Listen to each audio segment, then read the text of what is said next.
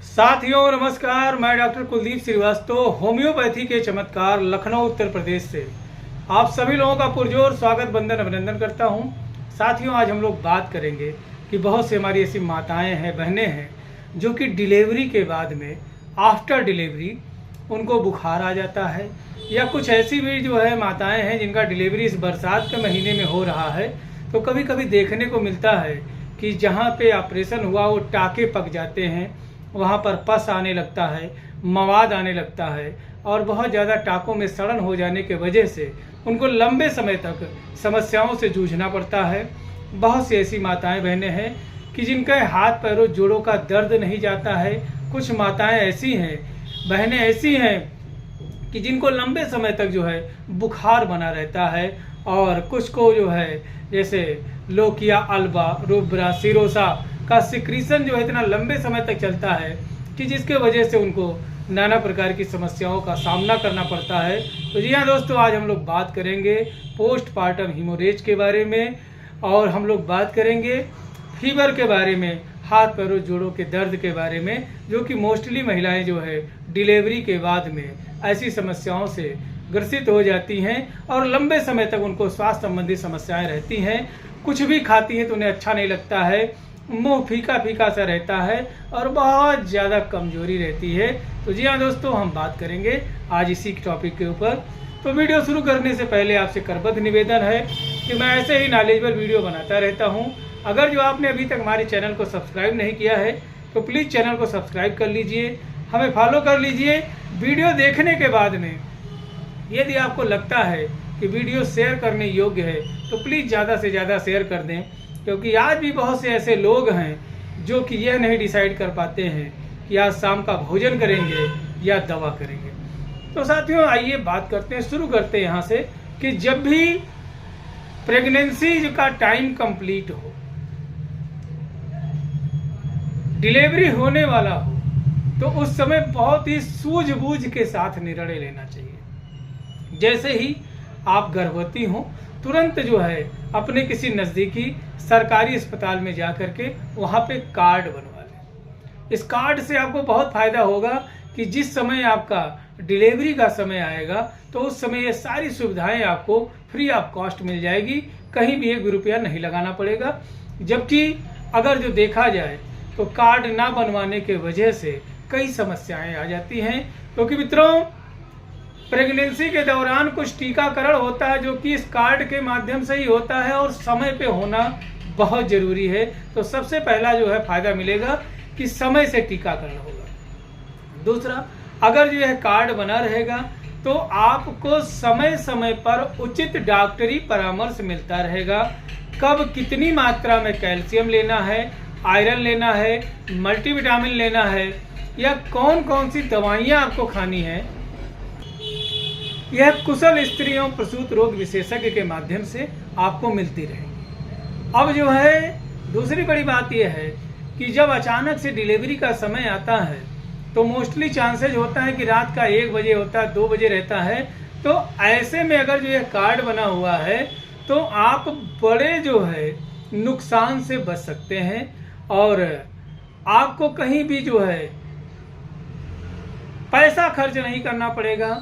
यदि normal delivery है तो नॉर्मल डिलीवरी आसानी से सरकारी अस्पताल में हो जाएगा, सीजेरियन डिलीवरी है तो सीजेरियन डिलीवरी हो जाएगा, यानी कहीं भी आपके जो है पैसे की जो है क्षति नहीं होने वाली है। तो यह बहुत फ़ायदेमंद है कि जब भी आप प्रेगनेंसी कंसीव करें तो तुरंत उसके बाद किसी सरकारी अस्पताल से अपना जो है कार्ड बनवा लीजिए। अब आइए साथियों बात करते हैं कि प्रेगनेंसी के दौरान में जितने भी ट्राइमेस्टर हैं, ये ट्राइमेस्टर जो है आपको इंडिकेट करते हैं कि भाई आप अपना रख रखाव अच्छा से रखिए, हाइजीन अच्छा रखिए, उचित मात्रा में जो है fat, protein, vitamin, minerals, carbohydrates लेते रहें और डॉक्टरी सलाह के अनुसार अपना रूटीन चेकअप कराते रहें। अब जो है जब डिलीवरी का समय आता है तो जो है लोग जो है वहीं पे थोड़ा सा जो है गुमराह हो जाते हैं। हर मोहल्ले में एक दाई होती है, एक जो है ऐसी जो है महिला होती है जो डिलीवरी का काम कराती है, जिनका मेडिकल के क्षेत्र से कोई लेना देना नहीं है, अर्थात उन्हें मेडिकल का ABCD भी नहीं आता है। तो लोग जाते हैं, उनको बुला करके ले आते हैं। अब उनके पास में एक ही चीज़ होता है, ऑक्सीटोसिन का इंजेक्शन। वो चाहे जो है पीपी कितना भी हो रहा है, कितना भी फिंगरिंग हो रहा है, इससे कोई मतलब नहीं है। बस उन्होंने यह देखा है, जाना है, तुरंत पहुंचा, ठोक दिया जो है ऑक्सीटोसिन। अब ऐसे में अगर जो देखा जाए तो क्या है कि प्रेशर तो बढ़ता जा रहा है, लेकिन बच्चे का जो हेड का साइज है वह जो है ज़्यादा है और बच्चा नॉर्मल डिलीवरी लायक नहीं है। तो ऐसे में मोस्ट चांसेस देखने को मिलता है कि जो है माँ जो है बच्चे से हाथ धो बैठती है। जबकि यही चीज़ अगर जो किसी सरकारी अस्पताल में जा कर के किया जाता तो वहाँ पर उचित परामर्श मिलता, डॉक्टर जो है जच्चा और बच्चा दोनों की कंडीशंस को ध्यान में रखते और नॉर्मल डिलीवरी होता तो नॉर्मल होता, सिजेरियन होता तो सिजेरियन होता। अब यहाँ पर ओवर ऑक्सीटोसिन लगाने के वजह से अब पता चला कि जो है पानी की थैली फट गई और ओवर ब्लीडिंग होने लगा और बहुत सारी दिक्कतों का सामना करना पड़ जाता है। ऐसे में इंसान जान माल दोनों से हाथ धो बैठता है। तो इसलिए ऐसी गलती ना करें। जब भी जो है प्रेगनेंसी की बात आए तो तुरंत जो है किसी सरकारी अस्पताल का शरण लें और वहाँ पे सारी सुविधाएं फ्री हैं, कहीं भी आपको एक भी रुपया नहीं लगाना है।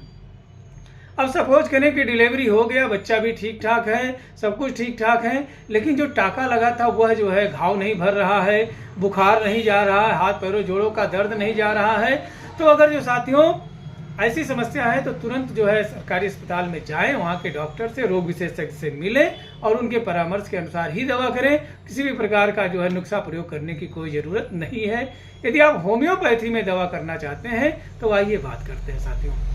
तो साथियों अगर जो आपको बहुत ज़्यादा डलनेस, डिजीनेस, ड्रो बिजनेस और आप चल रहे हैं तो गिर जा रहे हैं, आपको जो है हाथ ऐसे ऐसे थरथरा रहा है, तो ऐसे महिलाओं के लिए साथियों जैल्सीनियम बड़ा अच्छा काम करता है, बहुत बढ़िया काम करता है। यदि आपका टाका जो है मतलब जो है वहाँ पे सड़न हो जा रही है, वहाँ पे पस पीप मवाद आ रहा है, या जो है देखने को मिल रहा है कि सराउंडिंग एरिया में बहुत ज़्यादा जो है इन्फ्लामेशन है, तो ऐसी माताओं बहनों को सबसे पहले जो है आर्निका, कैलेंडुला का प्रयोग करना चाहिए और उम्मीद करते हैं कि बहुत ही अच्छा रिस्पांस आएगा। और अगर जो इर्द गिर्द में बहुत ज़्यादा लालीपन और सूजन बना हुआ है तो बेलाडोना ऐसे स्थिति में बड़ा अच्छा काम करती है। अब साथियों अगर जो आपके हाथ पैरों जोड़ों में बहुत दर्द हो रहा है, एकदम से जो है चलने फिरने की स्थिति नहीं है, मतलब जिसे कहते हैं पूर्वांचल की भाषा में कि एकदम गतरे गतर जैसे किसी ने कूच दिया है और जो है हड्डी टूट रही है, चरमरा रही है, तो ऐसी माताओं बहनों को अगर जो रस्टक्स, रूटा, आर्निका, बेलाडोना का प्रयोग कराया जाए तो उम्मीद करते हैं बहुत अच्छा आराम मिलेगा और हड्डियों का दर्द, जोड़ों का दर्द दूर हो जाएगा। और यदि आपके जो है रीढ़ की हड्डी का दर्द नहीं जा रहा है, गर्दन से लेकर के कमर तक रीढ़ की हड्डी में दर्द हो रहा है, तो बेलिस पर्नेलिस बहुत ही जबरदस्त मेडिसिन है। अगर इसका जो है प्रयोग किया जाए तो बहुत ही आसानी से सारी समस्याओं का समाधान हो जाएगा।